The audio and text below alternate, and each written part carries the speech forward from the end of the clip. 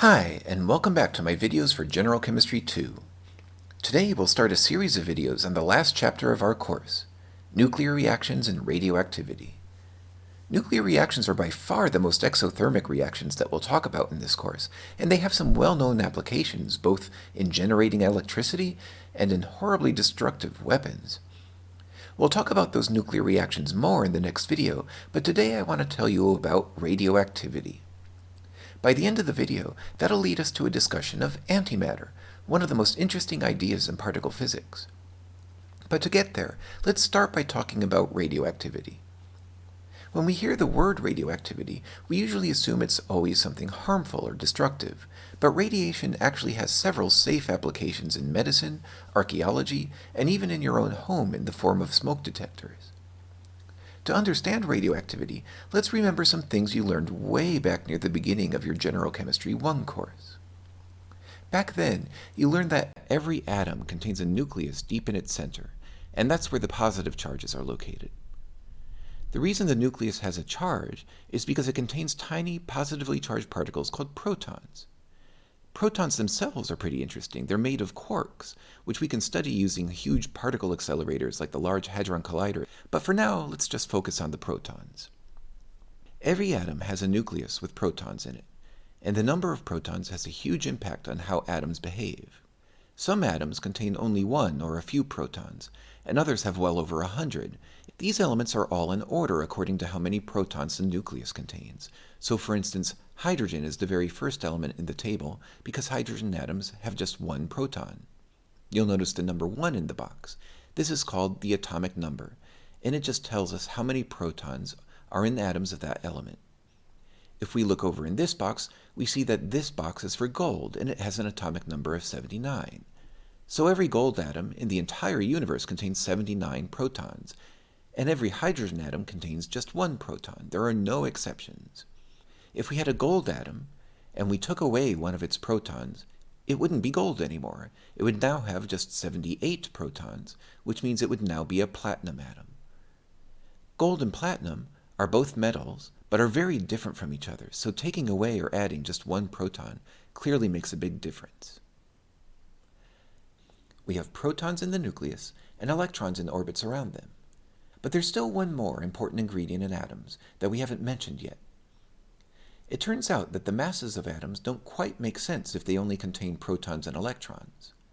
For example, helium has an atomic number of 2, so it has 2 protons, twice as many as hydrogen. But helium weighs 4 times as much as hydrogen. Since electrons weigh very little, there must be something else in the atom that makes up the extra weight. It turns out that the nucleus has more in it than just protons. In 1932, James Chadwick discovered that nuclei can contain a second kind of particle called a neutron. The reason it took so long to discover neutrons is because unlike electrons and protons, neutrons don't have an electrical charge, and that makes them harder to detect. Neutrons can have a very strong effect on the properties of an atom. Take hydrogen, for example. I mentioned earlier that hydrogen has an atomic number of 1, so every hydrogen atom has 1 proton. Also, since atoms are neutral overall, every hydrogen atom must have 1 electron too, so that the charges on the proton and electron cancel out. But not all hydrogens have the same number of neutrons. Most hydrogen atoms don't have any neutrons at all. The nucleus is just 1 proton and nothing else. But some hydrogen atoms can have a nucleus with 1 or even 2 neutrons. In fact, hydrogen atoms with up to 6 neutrons have been discovered, but the 4 heaviest ones are extremely unstable, so we'll just talk about the first 3. Atoms that have the same number of protons but different numbers of neutrons are called isotopes. Since these 3 atoms all have 1 proton, they are all isotopes of hydrogen. But they have very different properties. The first one, with no neutrons, is the most common, and when people talk about hydrogen, this is usually the isotope they mean. About 99.98% of all hydrogen atoms are this isotope. Most of the rest of the hydrogen in the universe is this one, about 0.02%. Because it has a neutron in it, this hydrogen atom is heavier than the one with no neutrons. In fact, protons and neutrons have about the same mass, so this nucleus is about twice as heavy as the first one. If you were to make water using only this second type of hydrogen, it would be heavier than water made using ordinary hydrogen. That kind of water is called heavy water, and you can tell it's noticeably heavier than ordinary water. If you make an ice cube of heavy water, it sinks in a glass of ordinary water instead of floating. Heavy water is also used in nuclear reactors because it can slow down some of the particles produced in the reactor core. Ordinary water can't do that. The third hydrogen isotope has 2 neutrons, so it's even heavier and it's highly radioactive. Almost none of the hydrogen on Earth is of this isotope. So these 3 isotopes are very different from one another, and the same is true for all the elements. Silver, for example, has 76 different isotopes. Only 2 of them are common, and the other 74 are all radioactive. So when we mention an element, it's often important to know which isotope we're talking about. Fortunately, there's an easy way to show which isotope you mean. Let's go back to the 3 hydrogen isotopes we mentioned earlier. Each one has 1 proton and 1 electron, but either 0, 1, or 2 neutrons. To distinguish between them, we'll use what's called an isotope symbol. First, we write the symbol for the element from the periodic table.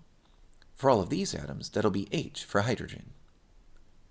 On the lower left of the symbol, we'll write down the atomic number. Remember, the atomic number is the number of protons, so for all 3 of these atoms, that's 1. Finally, in the upper left, we'll put the total number of protons and neutrons. That gives us 1 for the first atom, 2 for the second, and 3 for the third one. Notice that this tells us the total number of particles in the nucleus. Now it turns out that electrons weigh much less than protons and neutrons, so this number tells us approximately how much an atom weighs. For that reason, this is called the mass number. So for example, this isotope weighs about 3 AMU. AMU stands for atomic mass units.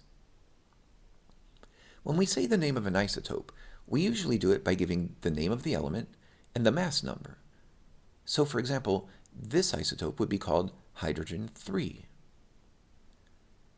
When we see an isotope symbol, we actually know quite a lot about the atom. Take this isotope symbol, for example. If you look at the periodic table, you'll see that the symbol K tells us that this element is potassium. So this isotope would be called potassium-39. That also tells us that the atom weighs about 39 AMU. You can also tell how much of each type of particle this atom has. The atomic number is down here, and it tells us the atom has 19 protons. We could also have gotten that by looking at the periodic table. Since this is a neutral atom, we also know that there must be 19 electrons to balance out the 19 protons. And finally, we can also tell how many neutrons there are. Remember, the mass number tells us the number of particles in the nucleus. We know that 19 of them are protons, so all the rest must be neutrons. So there are 20 neutrons. However, it turns out that many atoms aren't stable. The number of protons and neutrons in the nucleus can change in one of several different ways in nuclear reactions. For example, osmium-186 is an unstable isotope. Remember, the name osmium-186 tells us that the mass number is 186. So we write that as a superscript to the left of the element symbol. On the lower left, we write the atomic number, which for osmium is 76. Anyway, osmium undergoes a type of nuclear reaction called alpha decay. In alpha decay, the atom emits a helium nucleus. A helium nucleus has this isotope symbol. Notice that the mass number is 4 because helium contains 2 protons and 2 neutrons. And the atomic number is 2, which you can see from the periodic table. So, the osmium emits a helium nucleus. What does that leave behind? In order to finish the right side of this equation, we have to balance the reaction. But balancing a nuclear reaction is different than balancing a chemical reaction. In a chemical reaction, we have to balance the elements on each side of the arrow. That's not what we do for a nuclear reaction. Instead, we need to balance the mass number and the atomic number. In other words, the superscripts must total the same number on both sides of the arrow, and the subscripts must also total the same number on each side of the arrow. So, for example, in this case, we need something else on the right side of the reaction. We need something with a subscript of 74, so that the subscripts on each side of the arrow will total 76. Also, we need the superscript of the missing atom to be 182, so that the superscripts will total 186 on both sides of the arrow. So, what could this missing atom be? Since the subscript equals 74, we know that the atom must have an atomic number of 74. The periodic table tells us that that must be a tungsten atom. So the second product in this reaction is a tungsten 182 isotope. Nuclear reactions like this one, in which the reactant emits a helium nucleus, are called alpha decay, and the helium nucleus that gets emitted is also called an alpha particle. So, in alpha decay, a helium nucleus is emitted. A different kind of nuclear reaction is called beta decay. In beta decay, it's an electron that's emitted, not a helium nucleus. For example, the isotope promethium-146 undergoes beta decay. As a result, an electron is emitted. We show this on the product side of our nuclear reaction by writing E for electron. But what about the superscript and the subscript? Well, remember, an electron weighs much, much less than a proton. A proton is over 1,800 times heavier. So, in comparison, the electron weighs almost nothing. For that reason, we say that the mass number for an electron is about 0, and that's what we'll write as the superscript. You might think that the subscript would also be 0 because there are no protons in an electron. Actually, however, we use -1 as the subscript. That might seem strange, but remember that a proton has a charge of +1, so the atomic number tells us how many positive charges are in the nucleus. For example, a lutetium nucleus has an atomic number of 71, which means it contains 71 protons. And that means the nucleus has a charge of +71. In contrast, our electron has a charge of -1, so that's what we'll use as our subscript. Just as in the last reaction, we need the superscripts and subscripts to be equal on both sides of the arrow. For the superscript, that means our other product must have a mass number of 146, and our subscript must be 62. That means the second product must have an atomic number of 62, which means it's a samarium atom. Because this is beta decay, the electron that was emitted in this reaction is also called a beta particle. The next type of nuclear reaction is called gamma decay. This one's a little bit different than the other two we've looked at because the nucleus that's the reactant doesn't emit a particle. Instead, it emits a very high-energy light wave called a gamma ray. You might remember from last semester that gamma rays are just photons of light with a very high frequency and high energy. So, for example, iodine-129 can emit a gamma ray, which we indicate using the Greek letter gamma.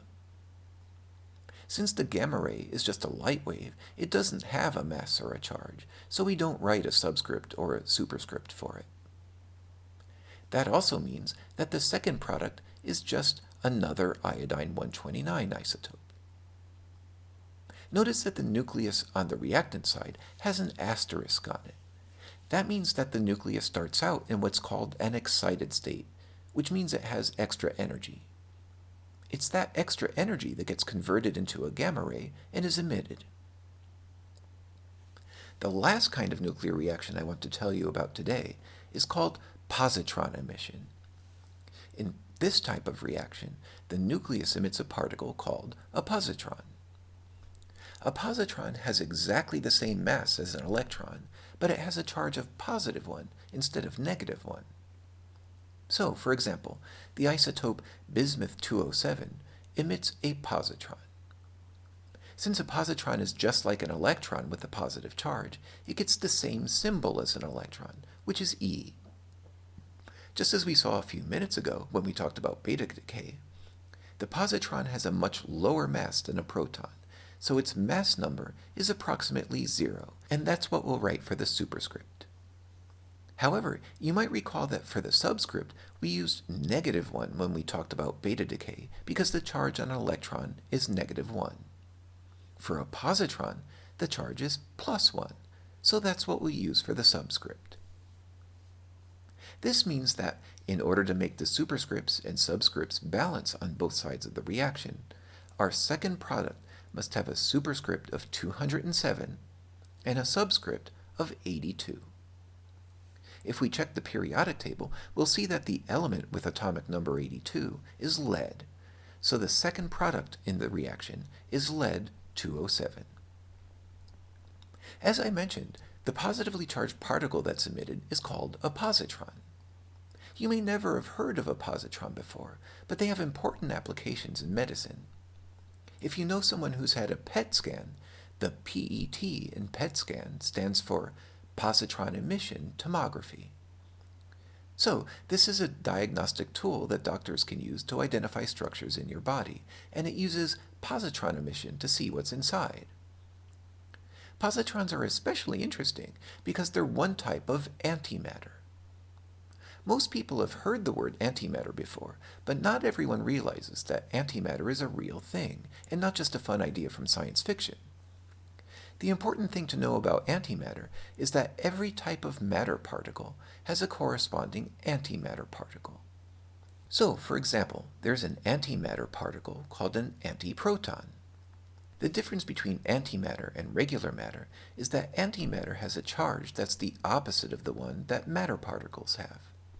So, an antiproton has the same mass as a proton, but it has a negative charge instead of a positive one like a normal proton. In the same way, a positron is just an antimatter electron, so it has the same mass as an electron, but it has a positive charge instead of a negative one. So, to sum up, we've seen 4 types of nuclear reaction. Alpha decay, in which an isotope emits a helium nucleus, also called an alpha particle. Beta decay, in which an isotope emits an electron, also called a beta particle. Gamma decay, in which an isotope emits a gamma ray. And positron emission, in which an isotope emits a positron, which is an antimatter particle like a positively charged electron. All 4 of these reactions are what we mean by radioactivity. When we describe something as radioactive, we mean it's undergoing one of these 4 processes, and the alpha or beta particles, gamma rays, or positrons, are what we mean when we talk about radiation. Some of these kinds of radiation are more harmful than others. One of the harmful effects of radiation is the fact that certain kinds of radiation can ionize parts of a DNA molecule, which can lead to damage to the DNA. And that can result in damage to the gene that the DNA is part of. But it's important to realize that not all radioactivity is equally dangerous. For example, I mentioned that PET scans make use of positron emission, and PET scans are very safe. In order to know whether a radioactive substance is dangerous, there are a number of things to consider. First, we need to know what type of radiation is being emitted. For example, alpha particles can be stopped by just a centimeter or so of air, so they don't travel very far. However, if something that emits alpha particles is swallowed, then that radiation doesn't really need to travel far in order to encounter tissue inside your body, and that might be hazardous.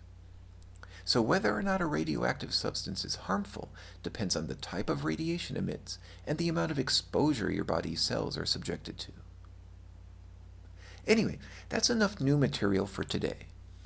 In the next video, we'll talk about 2 more types of nuclear reaction, fission and fusion. These are the kinds of nuclear reaction you're most familiar with already. They're what's used in both nuclear reactors and in nuclear weapons. And they're some of the most interesting topics that we'll cover in this course, so I hope you'll join me for that. Until then, have a good week.